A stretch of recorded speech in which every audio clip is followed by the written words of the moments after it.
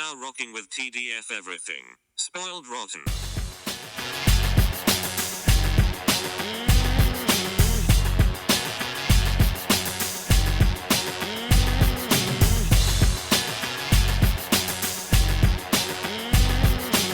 Spoiler alert. Welcome and welcome back, everybody. Hey. It's me, Daniel, And this is Ben. on Spoiled Rotten, and we have made it to the end of Season 3. We are spoiling Episodes 7 and 8. We'll give our review of the whole season, not just Episodes 7 and 8. Mhm. But I do want to start at first by apologizing. We did end up spoiling stuff from Episode 7 last time around by talking about the Powerplex stuff. It was bound to happen. Yeah. But here we are. We can talk about it in more detail this time around. Yeah. But yeah, let's get into it. I'll give a brief overview just in case we do a lot of jumping around. Episode 7 is the Invincible War, a 3-day war that takes place where a bunch of Invincibles across different universes end up in our Mark's universe and try to trash the place. And they are led by Angstrom Levy. Well, they're brought together by Angstrom Levy, not necessarily led by him. And so then we kind of get as I mentioned, I might have mentioned it off mic, none of these villains ever actually die. Like, there's always some version of them coming back. We get another ending for Angstrom Levy in this episode. And I do believe that Adam Eve is in the hospital by the end of this episode. Yes. Yeah. The leg is broken, very much in the hospital. Yeah. One of the Invincibles that's dressed like Omni-Man actively says, "I've always hated you," and fucks up her leg. Then we have episode 8, which is the Conquest fight. So at the end of episode 7, another Viltrumite shows up named Conquest, and he's like, "I'm gonna get you." And Mark is like, "I'm in a really bad mood, so yeah, let's do this. Let's fight." It is an episode-long fight where Adam Eve is killed at one point. Oliver is messed up, and a bunch of different heroes, I'll get into this more, show up as well. But ultimately, it's it comes down to Mark having to shut things down. Yeah. And go to places I guess he didn't want to before. Yeah. And then there's post-credit stuff that we'll get into, definitely. Which actually is new stuff. So like that, the whole satanic stuff is not in the comics at all. Yeah, that's what I heard is that. Yeah, I heard that in season 4 they're going like off script, a little bit more original and all that kind of stuff, which is, exciting that we're going to be exposed to original stuff, because from what I understand, this is a show that's largely stuck to the source material for the major themes. I think there are a lot of things that they left off here, and I think based on our discussions in previous episodes that I'm like, yeah, I don't really want to see that.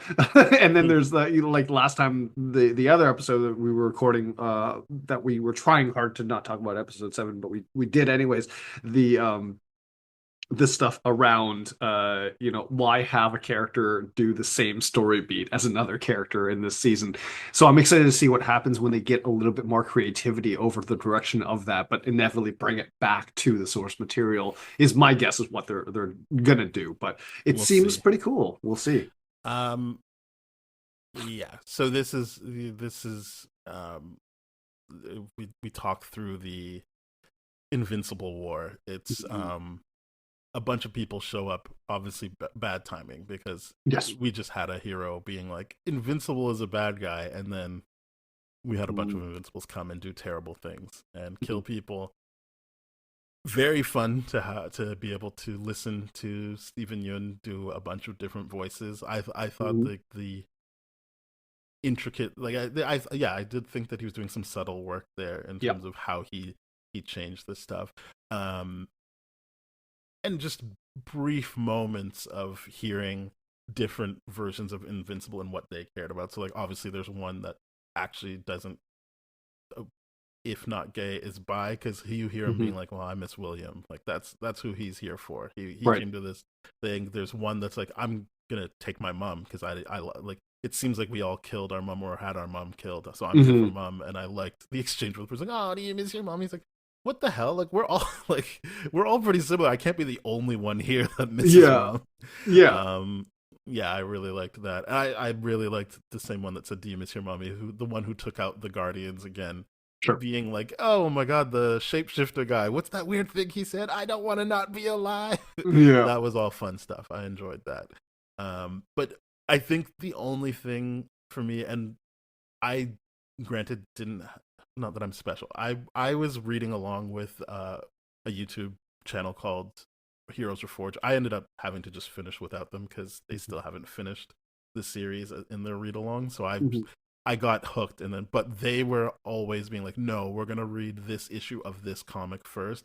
So I read stuff that's not just within Invincible. So by doing that, it did make the Invincible War seem way more epic while Mhm. reading the comics than just an episode. Even though it doesn't last longer in the comics, if that's even a thing, it was Mhm. more like I know who all these characters are. So like when you've got the guy from Breaking Bad, well, the other guy from Breaking Bad, Jonathan Banks, Yeah. playing Britt, I'm like, yeah, like that's an important character to Mhm. me. And I know everything that led up to him being there. I know why he's talking to Cecil or all these different people, but in the show it's kind of like he's just there. And Mhm. I think they say his name once, so it's not even like they like I just feel like they made a big point of being like we have Jonathan Banks, and then it was like a character where you're like, yeah, he's important, but you did nothing to like Mm. or a character like Kid Thor and like the other people who are with him. I'm just like, yeah, like these are important things that deal with stuff, and we're kind of just seeing them on screen without Mhm. any backstory to them for people just watching, Mhm. which could be fine for someone to watch, but it's just like, oh, like this is one time where I'm like, oh, it would have been nice if they did what the comics did to build these characters up. Yeah, yeah, that's one of the things I've kind of noticed from this season. And don't get me wrong, I really like this season, but there is stuff that, you know, for the issues that the Aaron Paul character is, Powerplex, um, they do a really good job going into that background, Mm-hmm. his origin story and all that kind of stuff, and it really establishes why we should care at least a little bit about this, even though that story arc, I don't know if it's fully over or not. The episode makes it feel like it's over, but it's just one of those things where it's like, okay, um that managed to make me care about it. Yeah. And for what you're saying is about the Jonathan Banks character, I'm like, yeah, it just kind of came out of nowhere, kind of like I forget but there was like these two voice actresses that did a small role in season 2 that finished off in season 3. It finished like, and that was like the people that were in Yeah, Egypt like the doing like running the gag mummy about the things. sexist Yes. like pharaoh Yeah. or whatever it is, the sexist mummy.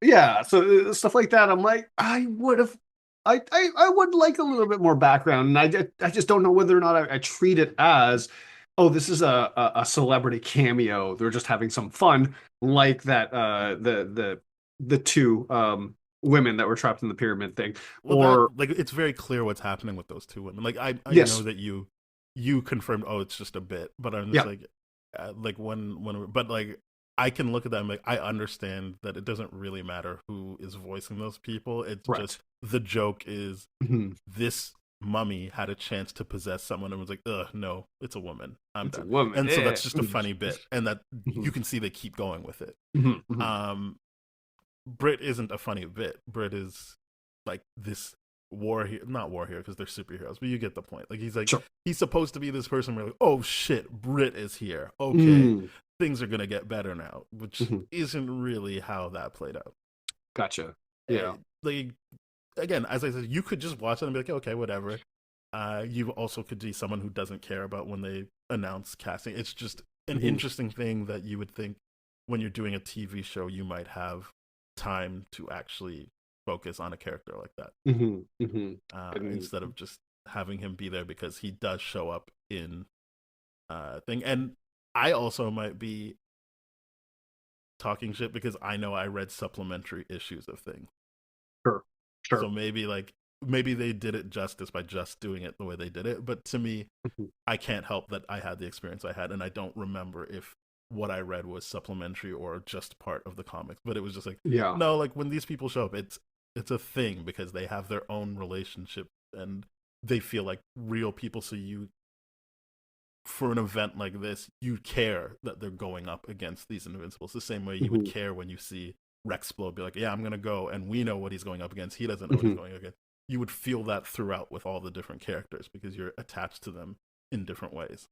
Yeah, yeah, it's one of those things where again, I think the word you used here, supplemental material, where I'm like, are they going to do something like what they did with that Adam Eve special? Yeah, and they might. You know, they might, and like I heard from the rumor mill that they're doing something like that with the Rexplode character and all that, and I'm like, okay, interesting. That's a cool way to expand on it, but it's weird that it's not better fit within the actual main story. But you know, at the end of the day, the more Invincible I'm gonna get right now, the more I'm gonna enjoy that too. So it's just one of those things where I hope that if those decisions are made, it is the idea of, okay, we are going to do supplemental material outside of this, and that builds into the backstory and all those kind of things, because I really like caring about these characters in the sense where it's a challenge to care about them when you have someone as powerful as Mark, and you're just like, well, this isn't really a threat in that kind of sense. Think what I saw a lot of people saying was like, what are all these side characters doing getting in the way of Mark, like, saving the day? Correct. Which I can't blame them for saying that, but to me, I'm like, they're not, like, they are side characters, but like they're not. When I read the comics, they didn't feel that way. It felt like, oh shit, Mark is getting as much help as he can get. But also, there's certain characters they show, in the Conquest episode and the Invincible War, where I'm like, okay, so this character is here, but I know a lot about them that isn't supplementary and is just a part of the storyline.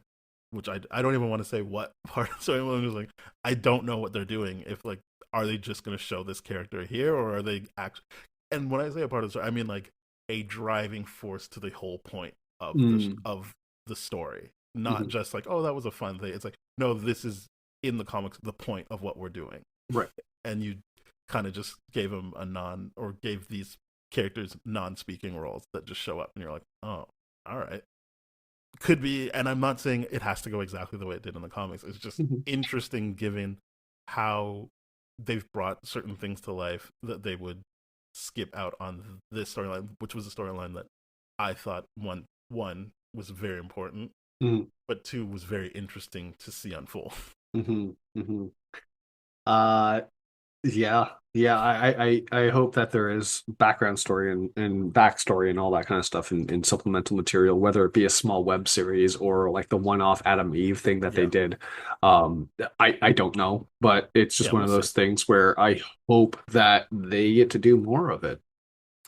But the way this ends is the Invincibles, the Marks, try to fight Angstrom because they're like, fuck you, we can just torture you. And he accounted for that, so he sends them back to a different universe, he sends them to a different dimension, and is like, yeah, I guess I'm gonna have to fight Invincible myself. But Invincible comes to him, and I think they have an interesting fight because he's using his little drones to try and knock Mark into the things, and it showed that Mark understood how to fight this villain. And I was like, yeah, like that's cool that he's stopping himself and he knows how to control himself to not fall into the same traps as he did last time he went against this guy. So that was good to show that he learned something. Because that was our big critique about Mark early on in the season, that we were agreeing with Sissel, right? Yeah, for sure. It back. Yeah, especially as it pertains to Powerplex. But in this, it felt like, okay, he understands Angstrom leaving. He's getting it. Yeah. A bit of interesting writing because obviously he has a moment where he can end things, and then the brother goes, "Yeah, do it," and it's like, were you going to do it or not? Because now the way it's acted out makes it feel like he was like, wait, you think I'm gonna kill this guy? I'm like, yeah, man, I think you are, and so does your brother. What are we doing here? And then that gives enough time for Angstrom to get away and get the help he needs eventually. That just was like, oh, that's a weird beat. I don't know how well that was executed, only because it was like, especially coupled with episode 8 and where he ends, it Mhm. just feels like I don't know, man. It seems like you could have got there sooner. Of like the whole, I'm just gonna Yeah. kill people if they're gonna hurt my family. Yeah, yeah, it does.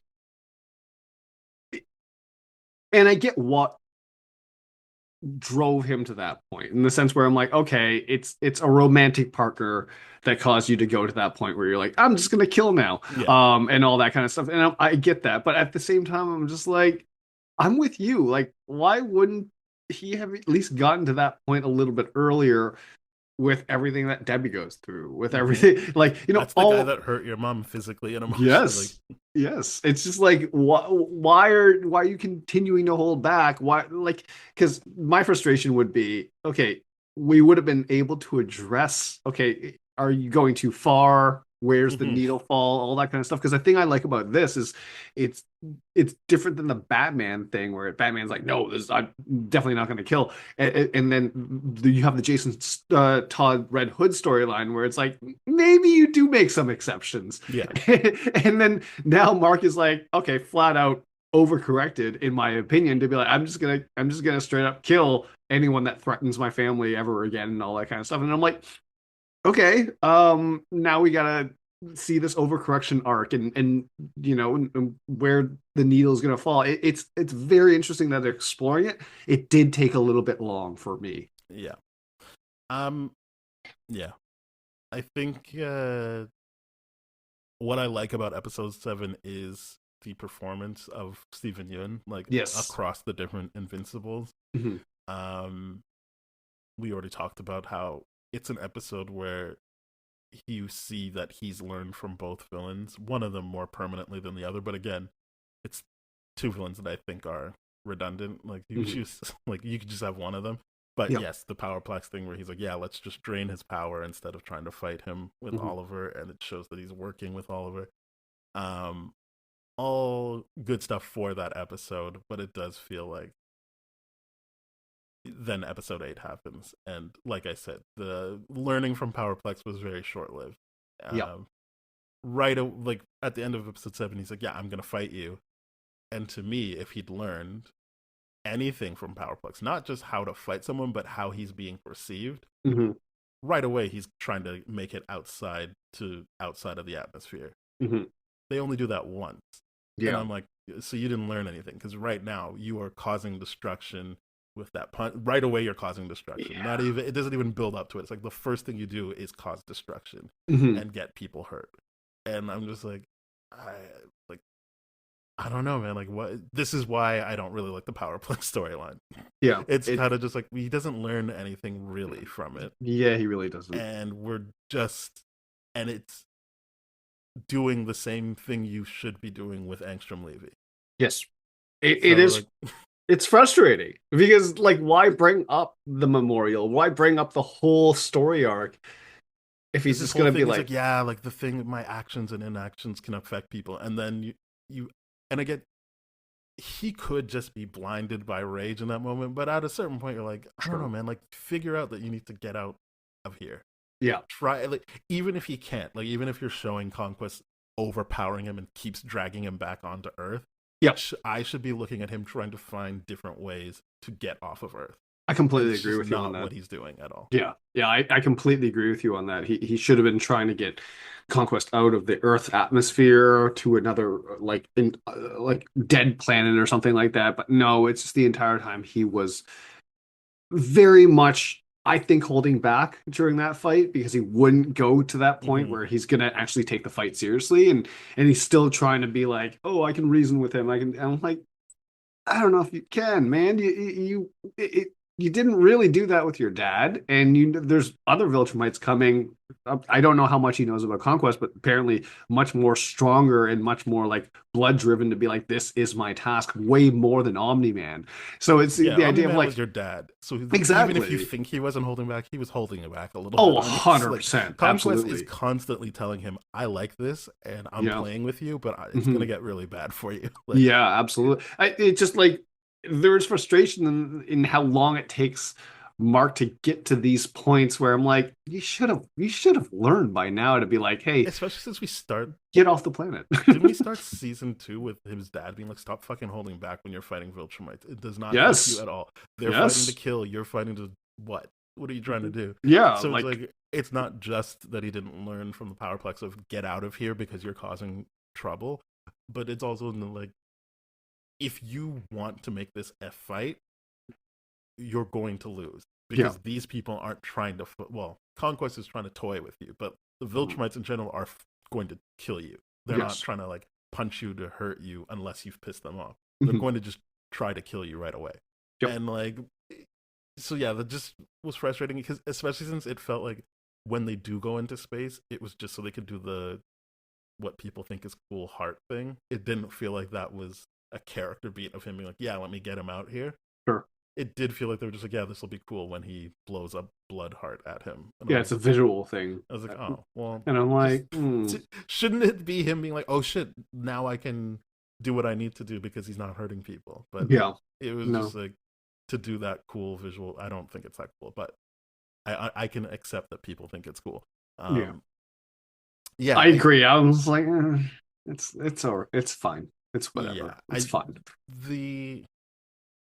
This in relation to the Invincible Ward felt less successful in terms of I don't even know how you would do it, but it just felt like this didn't need to be a whole episode. I agree with that. So one of the biggest things of episode 8 that really, really bothered me was I think the shock value is gone with how they can have those big giant fights anymore, because that's what season 1 was with Omni-Man. The idea of like beating up each other, going through buildings and all that kind of stuff, that has been done. And to me, I'm at the point now where I'm like, whenever I see this big giant fight with Conquest, I was actually looking at my phone a little bit because I'm like, oh, none of this is really important. They're just like, because he doesn't even feel like it's affecting him. Yeah, it's just really feel like it's affecting Invincible, which I think is why it's such a well-liked episode, because it is the closest to indulging in power fantasy. Correct. I do think there are moments where you're very clearly seeing him be like, when he says, Cecil, I need you, and he does not,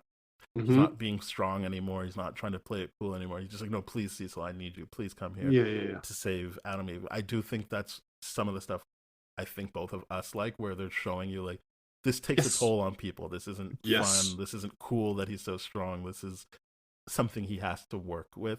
I think that stuff was cool. I like when because in episode 7 when Oliver wants to go help, it's like this back and forth kind of, and then in episode 8 when Oliver wants out, Debbie just doesn't even say no. She's just like, look, this is how you have to help. Keep moving, don't get sad. Like, I like that there is an evolution of how Debbie is interacting with Oliver. I think it's kind of too late. When I say too late, I don't think it's a bad relationship, but she's not thinking, oh, I'm going to stop Mark from doing something like this. Whereas before she would have been like, I can stop Oliver. I like that she's like, no, you have to be out there. Everyone needs help, but like, please actually take this seriously. Because Oliver's still just a kid and all that kind of stuff, even though he's very advanced beyond his age. It's frustrating. It really is to watch Mark in that episode. There was just, I didn't enjoy it that much, truthfully, because of the fact that it's just like, we're just punching each other. We're causing all these deaths that are the exact same story beats. Yeah, exactly. You're doing his job for him. Yeah, he's like, yeah, thank you. I'm glad he's having fun. He's playing around with you and all that kind of stuff. And I'm just like, this does suck because you're so not even seeing that, Mark, and it really, really is crappy to be like, hey, you've had this story beat, and immediately he forgets and just like is causing all this destruction around planet Earth. I'm like, just take him out of space, because the Battle Beast episode, or where Battle Beast got to fight, Viltrumite and all that kind of stuff. I'm like, see. Like, he took it to outer space, and it's still a very successful fight. It's all this kind of stuff. Now, I'm like, what the hell? Why you can't say that you're protecting Earth, you're protecting all these people and all that kind of stuff, and then still like use it as beating bag in that sense and causing all this death and destruction. You have to get better at thinking where your battle arena is. There's no advantage on fighting on Earth that, No. it's Especially if you know they're here to destroy Earth. Like, yeah. that's what Conquest says pretty early on in the fight, which is, if it were anyone else, like the woman who came last season, she would be like, yeah, we want to take over. We're going to make things better. And he's like, I'm not here to tell you that. I'm here to fuck you up. So one moment I do like is when he tries to be like, okay, listen to me. And he's like, I'm not going to listen to you. I'm going to keep fighting you. Yep. Just showing, I mean it. I mean that I'm going to destroy things. So at that point, you need to be able to be like, right, I'm not going to appeal to him. I'm not going to beat him into submission. I need to kill this guy. Yep. Also, he's fought enough Viltrumites that I feel like he should know, like, I could take him out without actually killing him. Yeah. I could get to where he got much sooner. I know he thinks he's dead at the end of this episode, but Cecil's just keeping him underground like an idiot. I don't. Yeah, I'm idea. glad you said it, because I feel like this is really dumb. But like, but he's fought his dad. He's been beat up. Like, he's come back from stuff like that. You should know, like, this guy might not die. I could still beat his head in, and he still won't die. So then it goes back to what we were saying earlier, which is stop holding back like that. Like, it's, I guess it's the thing. Like, we read enough comics, we watch enough comic stuff to know, like, someone like Superman, who could, like, eviscerate your head, is holding back because he's hoping, I'll beat some sense into you. Correct. That's not happening here. You should know that. This is not your first Viltrumite fight. It's not. And again, you were half Viltrumite, and you know you could regenerate from this shit. So, like, just bash his head in and be done with it. I think the frustrating thing about this season to me is that going to the duplicate and multi-Paul episode where they finally get to sit down and talk about their perspectives on, like, duplicate being like, you're working for evil people, and then Omnipol throws him back. It throws that point exactly back at duplicate, is the idea of, like, it doesn't matter who we're working, we're still murderers and all this kind of stuff. It's just, how do you have that conscience? I feel like the frustrating thing for me as an audience member is watching these discussions happen within the series, but them not actually affecting Mark, or nowhere near Mark, in the sense where I'm like, that's the person that really we need to convince. And I think Cecil does a good job in the beginning to be like, hey, it's not that straightforward. This ain't just like, like your childhood fairy tales that you're like, good guys do this and the Superman thing. This is, there are people actively trying, their only goal is to shut everything down, right? It's the whole Joker thing of, like, some people just want to watch the world burn, and that's exactly what's happening here. Because Conquest doesn't represent what actually Viltrumites want. He's even saying that. Like, he's like, nah, they're afraid of me. I was sent here to, like, scare everyone else. Like, I think that's made more clear in the comics, is that he is there to kill Mark, but it's like, so that everyone else is like, oh shit, they're serious. Yeah. He's not actually there to destroy all of Earth. No. He's just there to be like, hey, is this your best person here? Like, is this the only resistance you can put up? Watch what I do to him. Yeah, it's the prison yard rule, right? Yeah. Day one in prison, you take down the biggest guy to show everyone else that you can't be messed around with. Now, that's basically what he's doing here, and I'm just like... But, like, for Mark's purposes, like, you should know that. Like, you should know he's not here to, like, be like, and now, so don't, like, 30 more days, he's there to kill you. So take that seriously. It's very, very...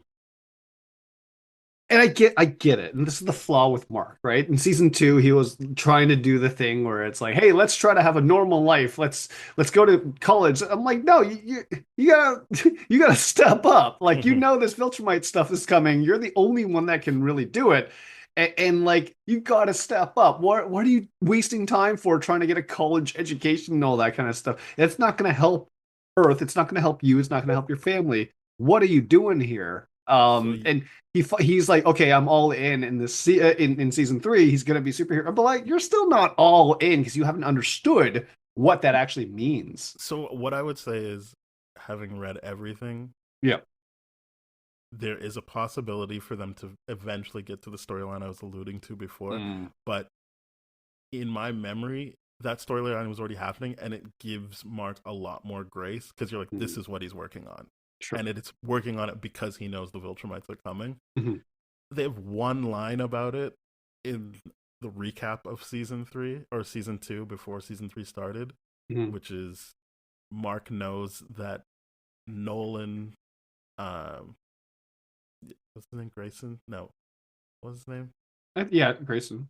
I think so. Really, their last name's Grayson. Wow. All right. Yeah. Anyway, Omni-Man, when he was pretending to be human, was an author, and he put the ways you can take out Viltrumites into his books. That is a big storyline that involves different heroes that come in and out. And it's like, yeah, he's working on that while all these villains are doing it. So then you are more understanding of him not piecing together things we can piece together as the audience. You can see how he's split. The way they're doing the show right now is not really lending itself to that. You're kind of like, yeah, man, what else are you doing? In the comics, I'm aware like he is working on this mission to get his dad's books and to decode the books, because obviously he can't just put it out there in the open. It's like there's this process, and it involves needing to go get certain people, and like you get how he's being pulled in too many directions a lot more.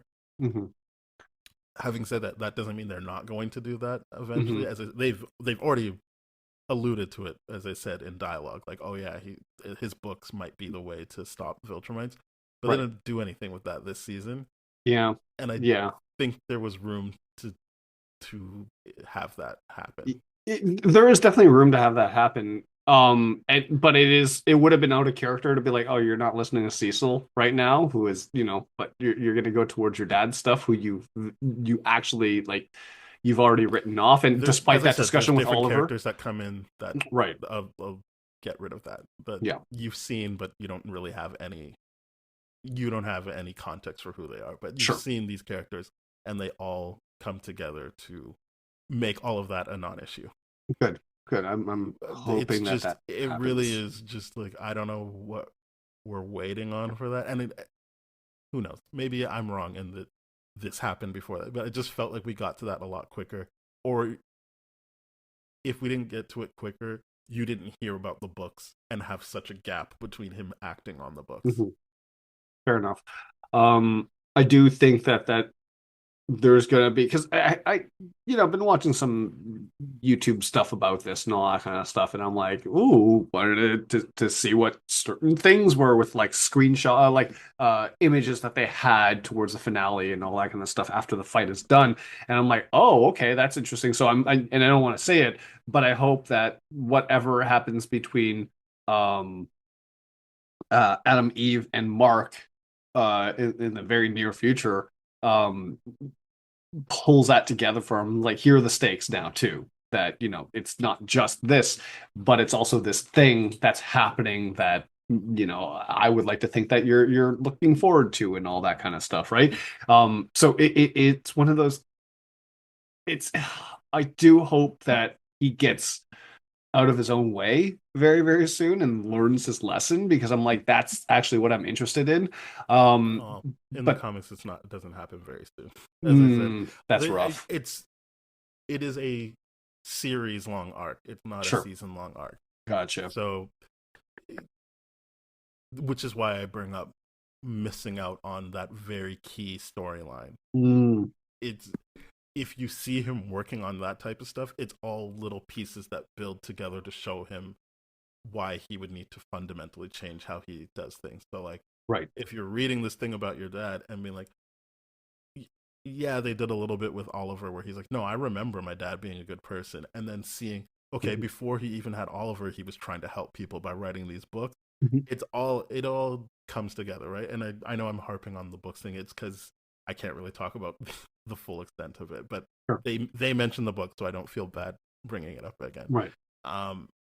But yeah, working on that and then having all these different villains constantly showing up means that you can't really be like, oh, right, now he's going to learn how to. You understand that it's constantly happening like this. The moment Powerplex gets taken away, Conquest shows up. Like, it just keeps happening like that in the comics, that you're like, you don't really have time to think about things like that. I mean, that's fair. I mean, yeah. But you're watching him actively work towards what you want for him. Yeah. But I mean, that being said, I still enjoyed this season very, very much. I think one of the previous episodes that we did, you were talking about the power set and the abilities of Adam Eve, which I'm like, episode 8 made very, very clear. I'm like, holy crap, yeah, Yeah. she is I that was incredible. waiting for this. I was like, Yeah, oh, I can't wait until Conquest kills her because obviously she comes back.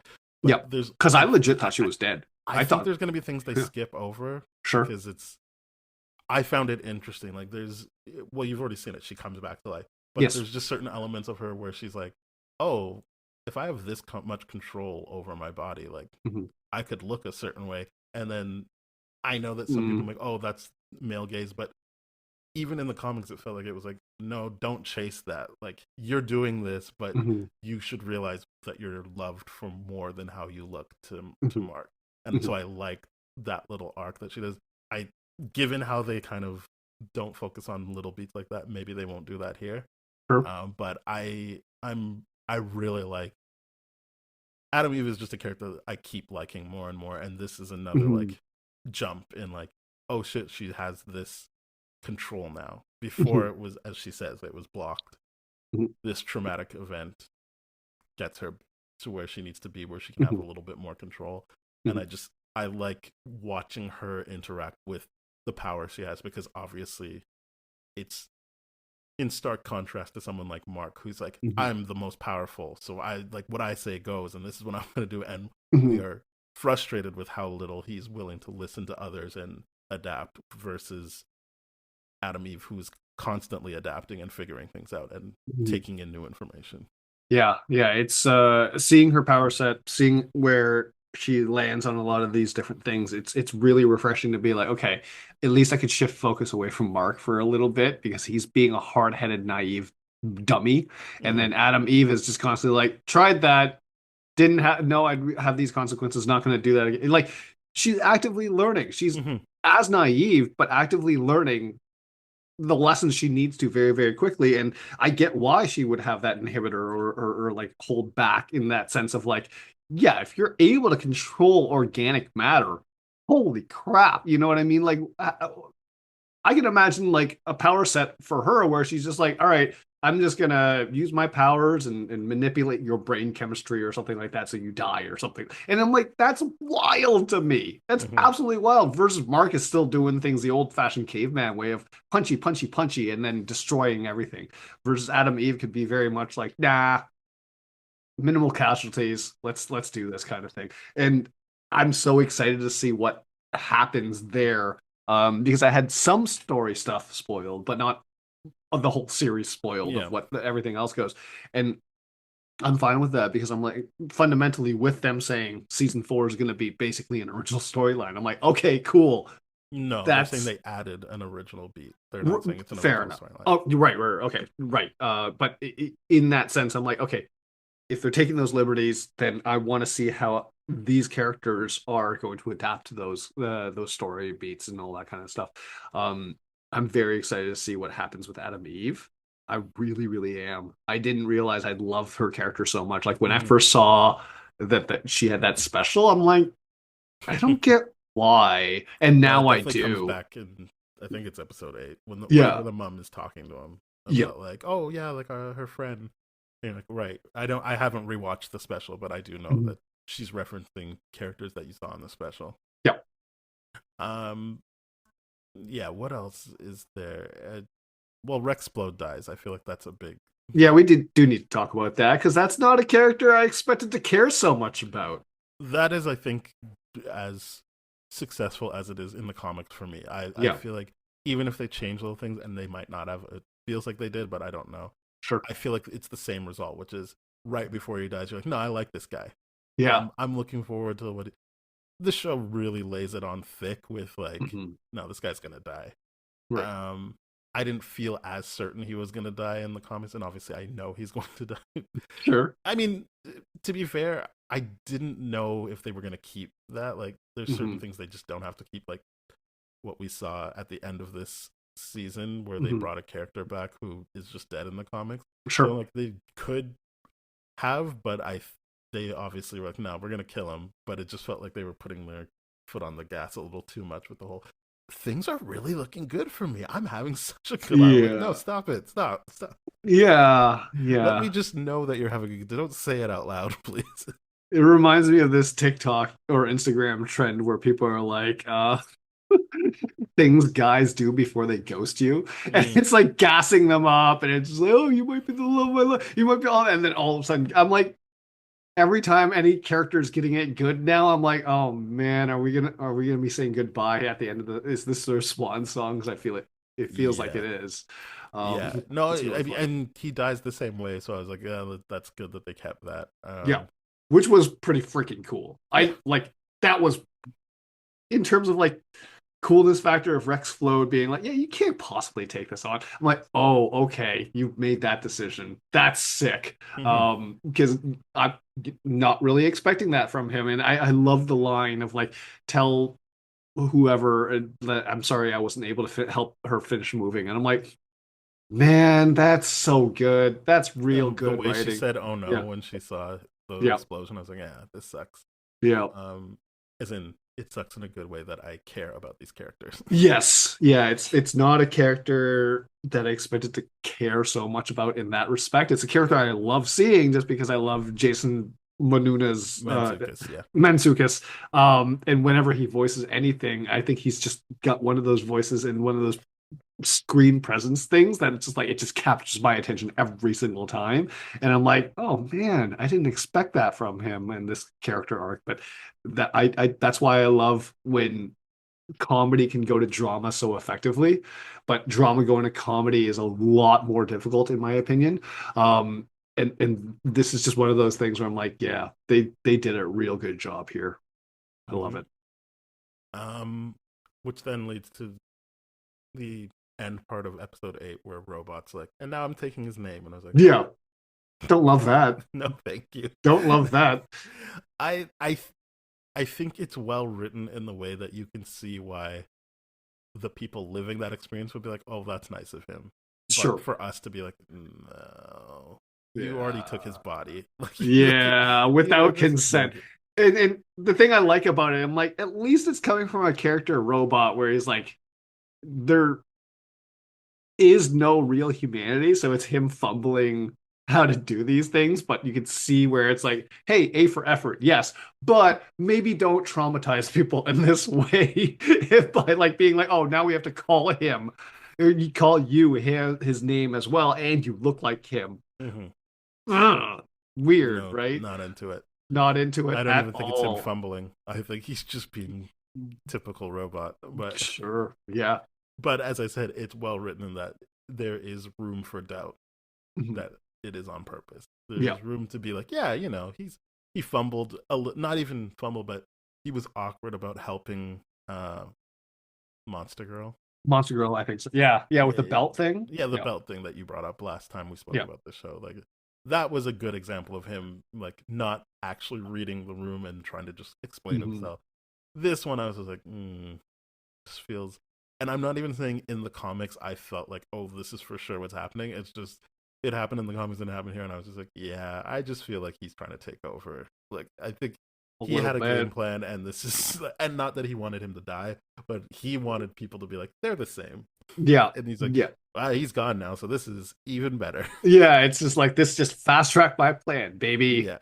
He's like, you were attracted to him? Well, here we go. Yeah. Yeah, he's doing a lot of very manipulative things that you would kind of expect from someone that doesn't really understand human emotion. Yeah, exactly. I do like that Adam Eve got to say goodbye to Rex at the funeral. The way she did, I thought that was really, really well done. It was a nice touch on everything. I'm sure that exists in the comics as well, but I'm very glad that it was. To me, the hero of this season is Adam Eve. Like, oh yeah, it's awesome, so good. She gets so much to do, and the fact that when she was dead in that battle with Conquest, I was legitimately like, oh my god, that one of my I just started loving this character, and I'm like, oh, she's back, baby. This is That great. is how I felt in the comics too. I was like, oh my Yeah, gosh, no, are you serious? And then I'm like, yeah, well, she's definitely really dead. Look at how fucked up she is. yeah. Because But I was like, oh my god, like the first hit to her midsection, I'm like, she could come back from that, and yeah, then the hit to the face, I was like, oh no, she nah, she's did, dead. she She's dead. did. No, I was really happy that I would say for the most part things that I enjoyed for different. I didn't enjoy watching Adam Eve die, but I enjoyed her resurrection in the Yeah, comics, and I'm happy that I enjoyed it here as well. yeah, Like that, it didn't feel like I already know it's coming, so it won't matter. I was like, yeah, okay, we're yeah. back, baby. I definitely didn't see it coming, so I was like cheering. I'm like, yeah, it's so good. And she's like definitely hit another level of her Hmm. power set. And I'm Yeah, like, yeah, this is so cool. So yeah, it's very interesting to see what's gonna uh, happen with her. I really enjoy Adam Eve as a character. Mhm.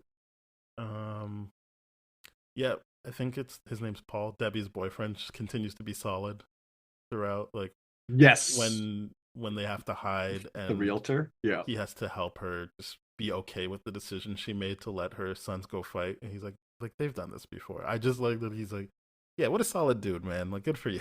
Yeah, he's Debbie deserves he's this. great. I really like him. I just a big part of me is like, oh no, if like because Omni Man's got to come back at some point, and because he misses Debbie, I'm just like, oh no, I don't know what's gonna happen with him because I don't see them being a polycule. I No, don't see that happening, so I'm like, oh no, I hope they break up for totally reasonable reasons before then, but I have a feeling like that's not going to be it. no, they're not gonna be. Well, they're certainly not going to be a throuple. No, that's um, unfortunate. yeah, I mean, I say that. I maybe I should stop there. Anything can happen. Maybe they'll change it for the show. I don't, having read the comics, I don't see a need for them to change how it plays out, but they Right, could right, change right. how it plays out. Sure. Um, yeah, Oliver, I feel like he gets more fucked up in the comics. Even though he does get his teeth knocked out and his like skin Right. stretched, I felt like in the comics it was somehow more intense. Right. But I'm glad they didn't go over. I think they knew they had the Adam Eve thing to Hmm. come, Yeah. and a repeat of the subway thing, but on a beach, Yeah. which I was hoping would affect him a lot more, but it just didn't seem to affect him. He seemed to be pretty numb throughout that. Oliver? No, Yeah. Mark. Yeah. Oliver, I liked Oliver in these two episodes. I like that he Yeah. was just like, I'm trying to help people. Like I'm here to help. I think one of the biggest things that I liked about Oliver was that once Mark wakes up, Oliver's like, and now I can help you rebuild. Hmm. And then he says that with such pure innocence and desire to help. And then you can see where Mark's coming from, where he's like, he never even bothered to consider that. Hmm. He never even bothered. It's just like help other people in that way. His power fantasy and his version of helping is so I'll just beat up self-involved. the bad guy. Yeah. Exactly. He'll get the parade, he'll get all that kind of stuff. Versus like Oliver's is genuine, like, okay, there's another angle to this. We can actually help them rebuild. We can help them reestablish their life. And so I love seeing that aspect of it because you can see how this is pure Debbie. Pure Debbie purely got the ability to get in and shape his thoughts and mold that upbringing and all that. I'm like, that's so great. That's why I I love Debbie's character. I love Debbie, but I think what I like more about Oliver is yeah, he wants to help, but like Cecil, his helping is also, but we got to kill the bad guys. Yes. Like that's how you get shit done. Hmm. We need after we kill the bad guys, yeah, we have to rebuild. We got to help people Hmm. literally pick themselves back up and pick things up. But the first part is kill the bad guys, and I Yeah. like that he, for the most part, doesn't waver on that. He's No. like, yeah, man, like I'm sorry that you don't like to do it, Mark, but that's what has to happen.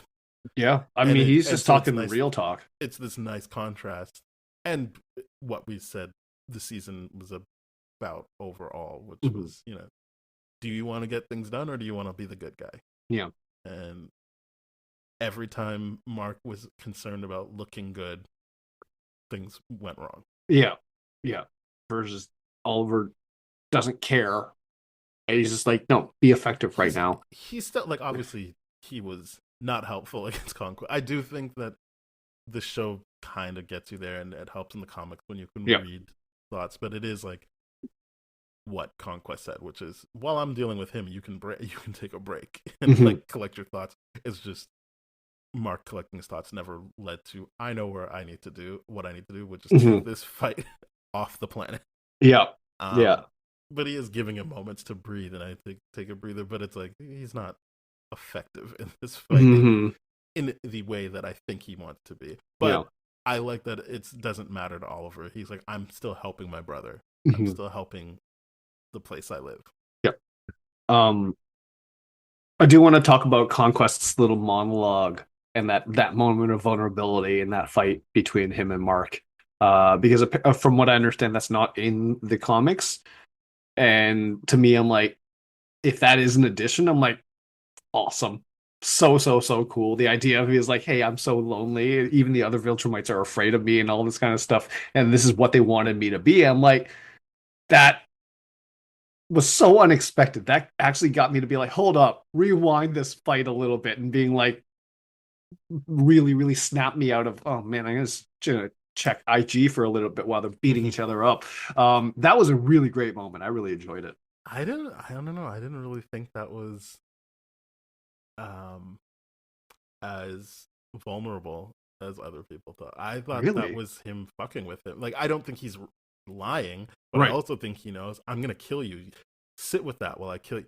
Sit with this while I kill you. Like, I'm that whole, if you ever get abducted, humanize yourself to your captor, like all that, like just keep dumping down on them on what makes you human. He's doing that in his head, knowing he's gonna kill this guy, so it won't matter. This is not going anywhere. This isn't a bridge to them seeing eye to eye, or this is just him being like, hey, listen to this, and now you're gonna die and no one else is gonna know about this. Yeah, it's just one of those things where I'm like, it's so effective to me in the sense where it's like he gets to be vulnerable and honest about these things, and then immediately like, my hands are clean, wiped, because he's dead. The only person that knows about how I actually feel is dead, but I actually got it off my chest. It's one of those loophole things that I'm like, okay, that's interesting that you would choose to do that here and all that. It's just, I don't know what the right word is, but it was like so self-serving. It is very, very self-serving. You're absolutely right. And maybe I'm being too hard on the word vulnerable, but I feel like vulnerability comes with like the intent of, sharing something of yourself with the idea that that's now something that bonds you to, as opposed to, I'm just going to kill you anyway, so it doesn't really matter. Sure. Whether or not it's real vulnerable, because I would agree with you on that if it wasn't a comic book character and all that. But whether or not it was still a version of vulnerability that he knows and I think what it was able to do.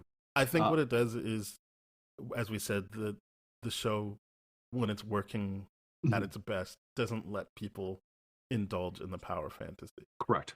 The reason I think that undercuts it is that he thinks he's going to kill this person, so it doesn't really matter. It isn't part of the power fantasy. Is no one will ever know this. No one will ever know how I feel.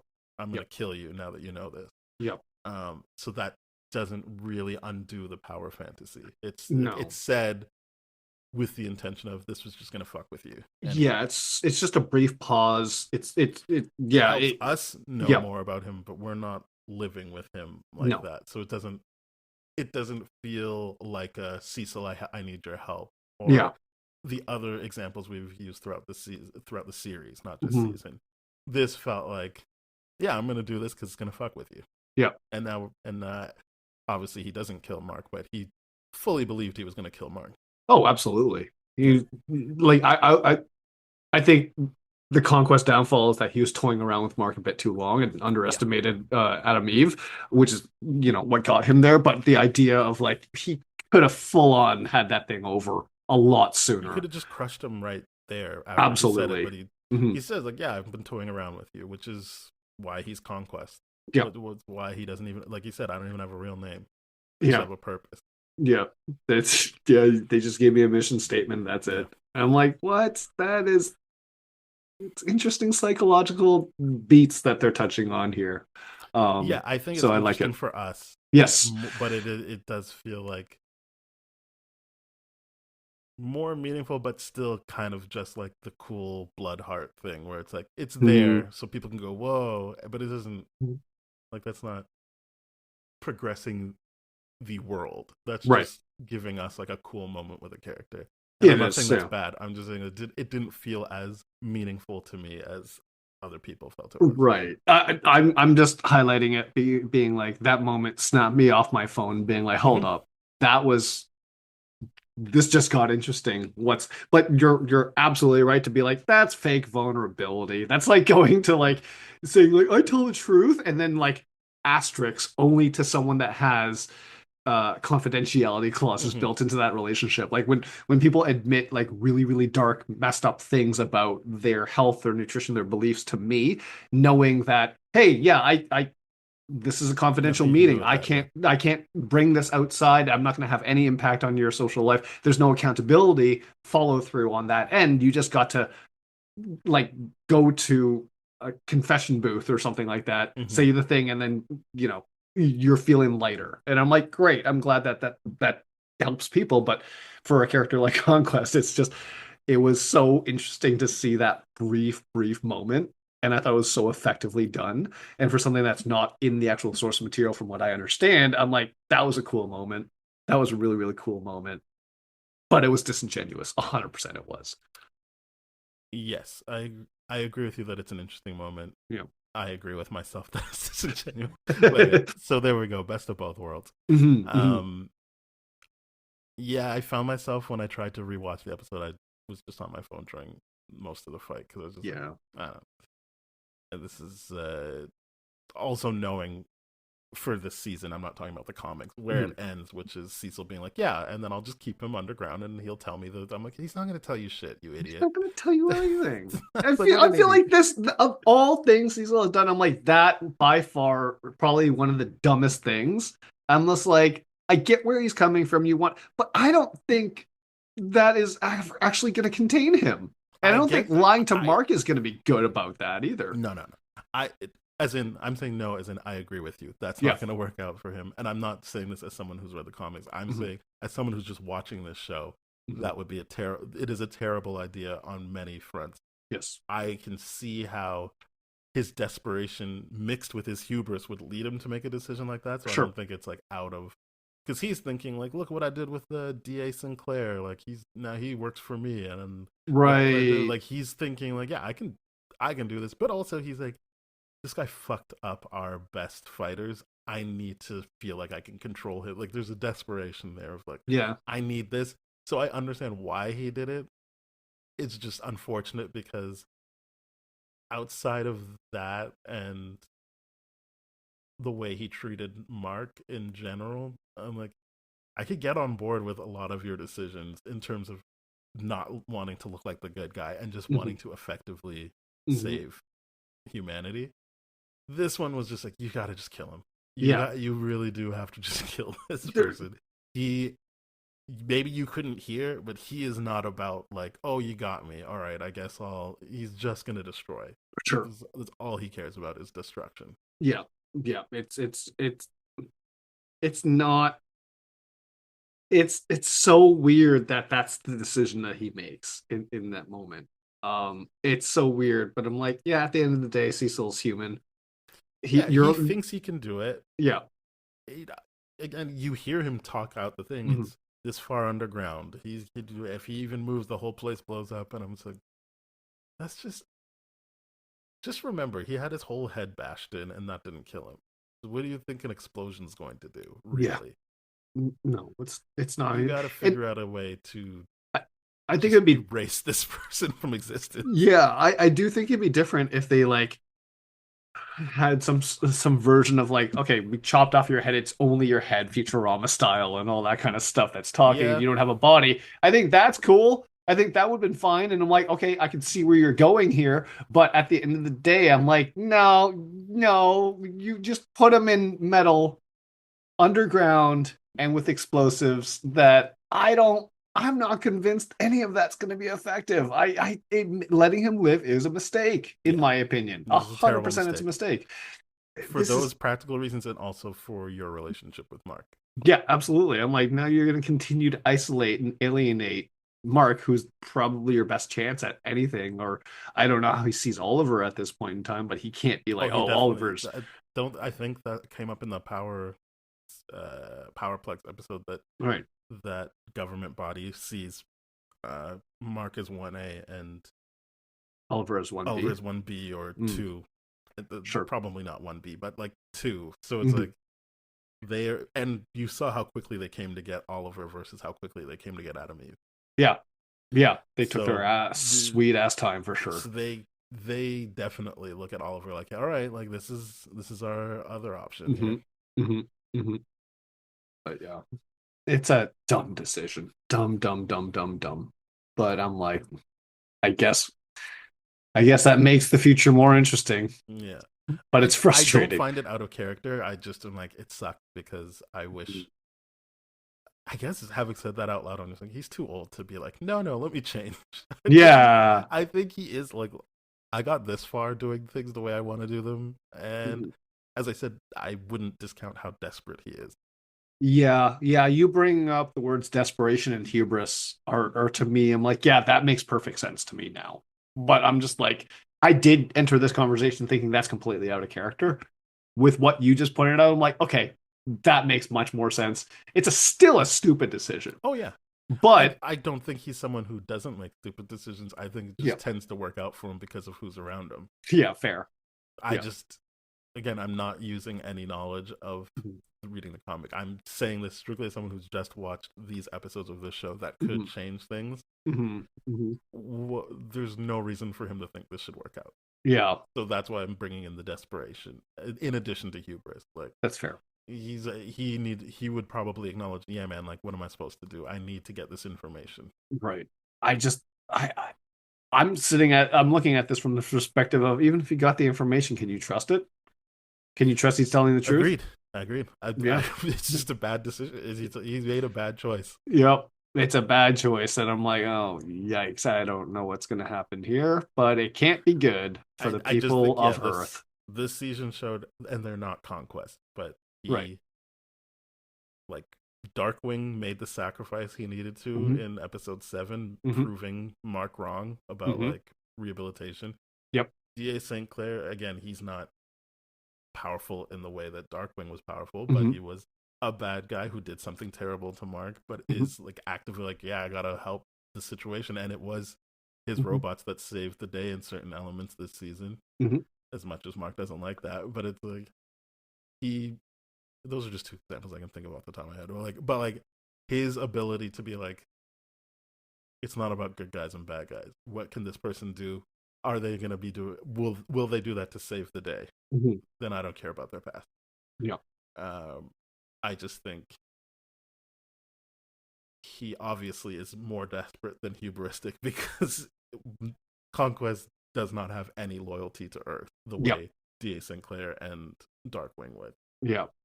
Or Mark to that degree. Yeah. It's the desperation hubris angle it makes much more sense to me. But still, I'm still gonna be like, no, you're dumb. This is dumb. Oh, no, this is really just dumb. Just because I think we say this all the time, just because you understand why someone made a choice doesn't mean you have to be like, well, then it's a good choice. Yeah. Still be like, no, that's a bad choice, man. Yeah. Like, I get why you did it, but that's bad. Yeah. 100%. But now I don't get to go, it's out of character, because it's that's the biggest thing is like, I get why you did it. That is still within character. That's a bad decision. That's a really bad decision. But yeah, no, it's an unfortunate one, but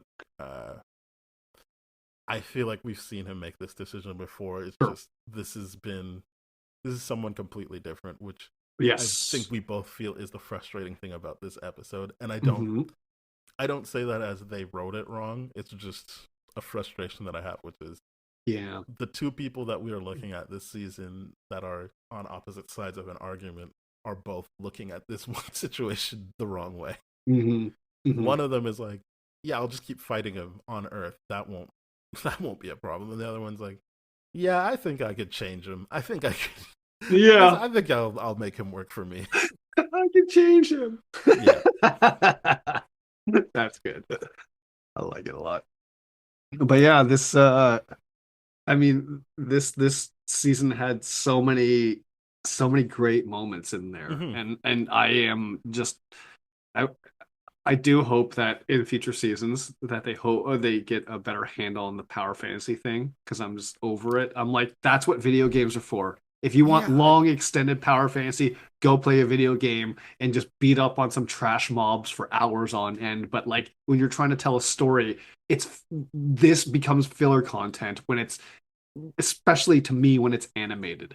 You know, if it's like a real live action thing, I'm like, okay, I can see the beauty, the cinematography, the choreography, all that kind of stuff. But when it's animated, I feel like, nah, we're leaning too much in the power fantasy thing. The final episode was to me boring for a lot of it because I'm just like, great. It was hard to rewatch, I would say. I didn't find myself compelled on rewatch. I do think that if I'm dinging this season for not handling power fantasy, probably it's just episode 8.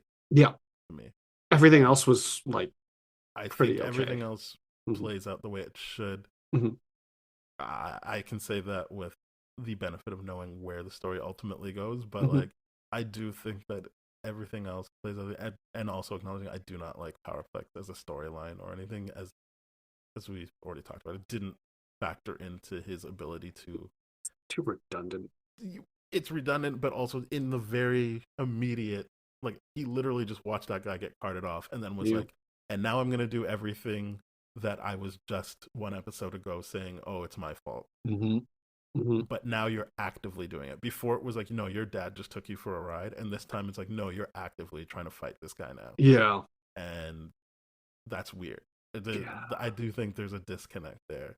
But it's, I would say, a popular element of the comic. It would be weird if they didn't put it in, but for me, since I never liked it, it was just like, yeah, man, like this is like we made changes that made me feel better about Powerplex, but it still doesn't make me feel better about the overall results from that storyline. Yeah.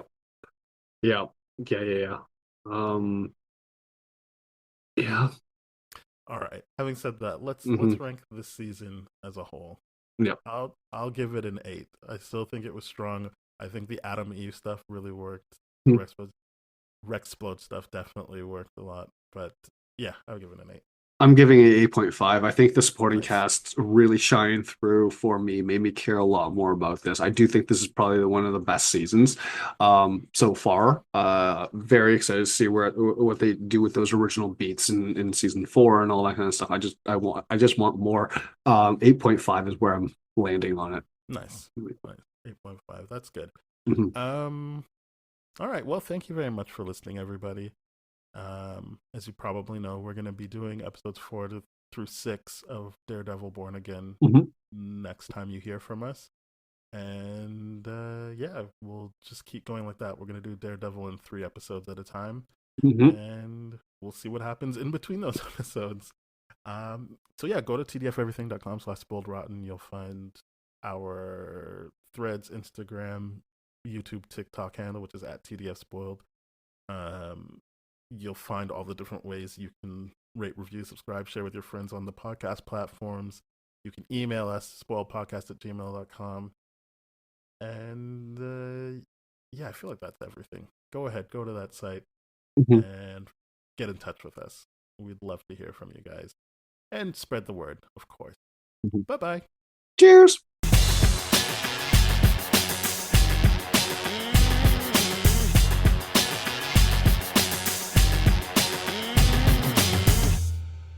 This has been a TDF Everything production, brah.